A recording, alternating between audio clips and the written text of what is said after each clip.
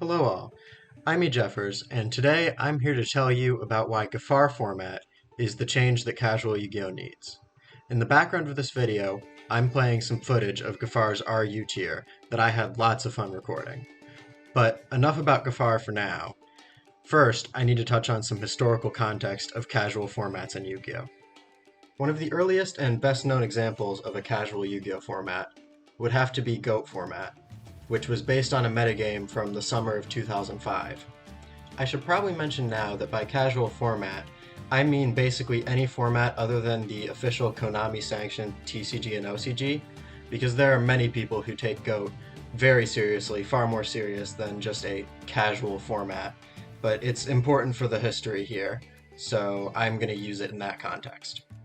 GOAT has often been praised for its interactive metagames and alternate way to play Yu-Gi-Oh! That's just such a far cry from the modern Yu-Gi-Oh! That we know. Similar to many other historical Yu-Gi-Oh! Formats like Edison format and Vegas format, GOAT finds a large portion of its main appeal in nostalgia for a time long past.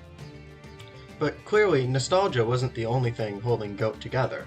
There's really something there, and people wanted to extrapolate that at some point, and that's where we got our first attempt at a real fan Yu-Gi-Oh! Format, Yugioh.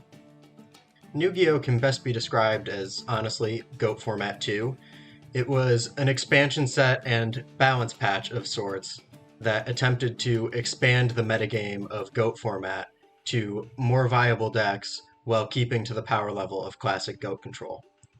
Ultimately, Yugioh ended up being a bit of a bust and petered out into obscurity shortly after it was created. But it set a very strong precedent for fan-made formats to come. Keeping that in mind, I'd like to take a brief moment to talk about Konami's official casual formats. Throughout the years, Konami has tried to push a few alternate products that are Yu-Gi-Oh! Adjacent but don't exactly fit. Speed and Rush duels are the most well-known of these official Konami formats, and they're both a bit strange in the fact that they're designed to sell product. Speed duels was essentially created as a TCG Lite to introduce new players to the game, while Rush duels was intended as a soft reboot. Similar to Yugioh, neither of these formats gained much ground with the larger TCG-playing Yu-Gi-Oh! Community, likely because Rush and Speed duels were largely advertised to children. Well, there's no denying that we are in fact playing a children's card game. People who create casual and fan formats are generally looking for more.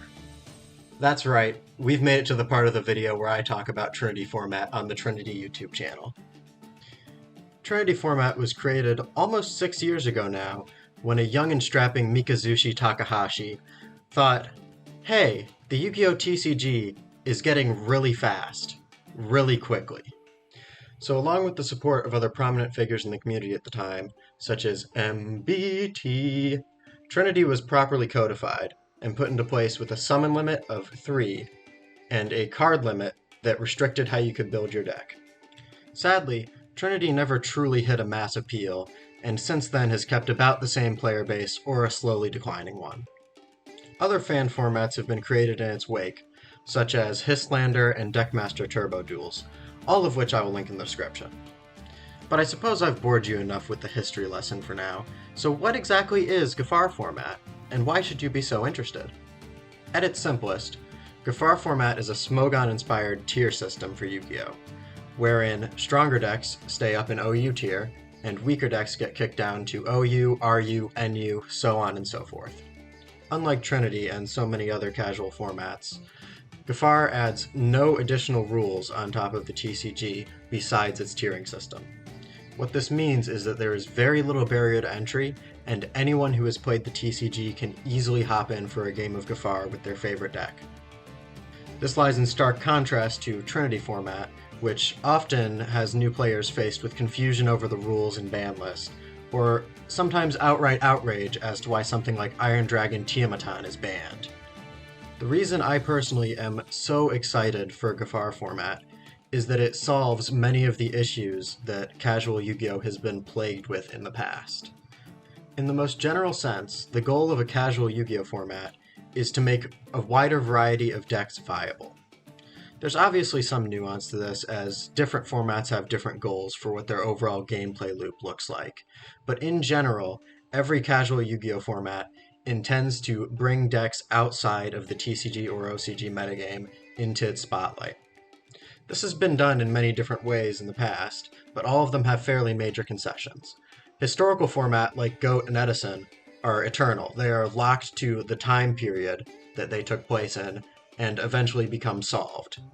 Formats that use a set of rules to vary the metagame, such as Trinity, run into the problem that their rule set warps the metagame around it. For example, in Trinity, something like Raid Raptor, which isn't even a good deck in the TCG, is totally unplayable because it cannot exist under the 3 summon limit.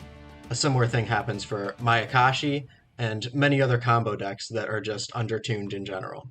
While Trinity has been very successful at bringing decks that would otherwise see no play, such as Warrock, into events, it comes with the issue that control decks that are tuned for the TCG end up being way overtuned for Trinity. A strong example of this would be Eldritch. Gefahr format, in contrast, has no such concessions. Any deck that is not outright banned in the TCG, or so garbage you wouldn't consider playing it to start with, has a place in at least one of Gefahr's tiers. With this in mind, I'm hopeful that Gefahr will end up uniting Yu-Gi-Oh's casual community to some degree, as casual formats have always had an issue with falling into sects and niches that don't necessarily overlap. You don't get a ton of Edison players who also play Deckmaster Turbo Duels, or a lot of Trinity players who also play Goat. In fact, we often see the opposite, where these communities repel each other somewhat, and ultimately weaken casual Yu-Gi-Oh! As a whole. So overall, things are really looking on the up and up for Gefahr format. However, I still do have a few criticisms and pieces of advice for Jada moving forward. The first thing that feels like it deserves mention here is the fact that OU tier is just TCG Advanced right now. This could be a good thing or a bad thing depending on your perspective, but what it means to me at least is that Gefahr format really starts at underused and below. I could be wrong, and having OU be the TCG metagame could help to draw in TCG players who have classically been so abrasive to casual formats much better. But personally, I would rather have a different OU metagame from the TCG. My second word of warning is that Gefahr at the moment does not have the same player base or resources as Smogon. This isn't inherently an issue, but the format is styling itself as Smogon-like when so much more goes into Smogon that is not being done yet. Smogon is practically the only way that Pokemon is played online outside of the official games. And what comes along with this is they have a monopoly on their own information. They scrape all their games and all their replays for what Pokemon are being used the most and what Pokemon are succeeding the most, with a weighted system of sorts. And Gefahr intends to do this, but at the moment does not have the correct outlets to do so in the same all-encompassing way. Currently, Gefahr is determining its tiers with tournaments, which admittedly have higher attendance than any other casual format tournament that I've seen in recent years. However, this does not account for the entire player base of a tier, as there's a certain kind of person who can make it to a tournament.